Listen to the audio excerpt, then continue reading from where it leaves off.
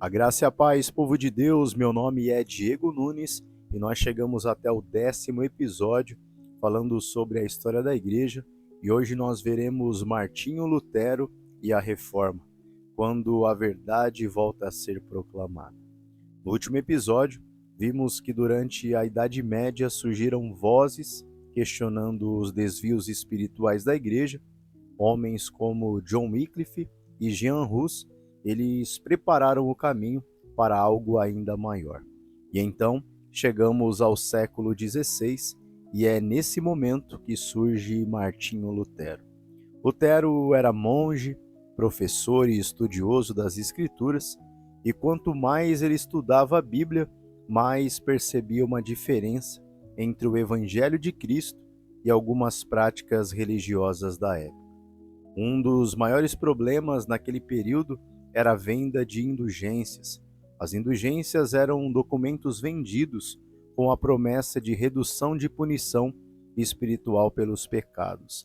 E isso começou a gerar revolta em Lutero, porque ele entendia pelas Escrituras que o perdão não podia ser comprado. A salvação vem pela graça de Deus, pela fé e não por dinheiro. Então, no ano de 1517, Martinho Lutero escreveu um documento conhecido como as 95 Teses. Essas teses questionavam práticas e abusos religiosos daquele período. Segundo a tradição histórica, Lutero afixou essas teses na porta da igreja do castelo de Wittenberg, na Alemanha. E esse momento ficou marcado como início da Reforma Protestante. Mas é importante entender algo. Lutero inicialmente não queria criar uma nova igreja. O objetivo dele era chamar a igreja a um arrependimento e a uma correção. Ele queria uma reforma, um retorno às Escrituras.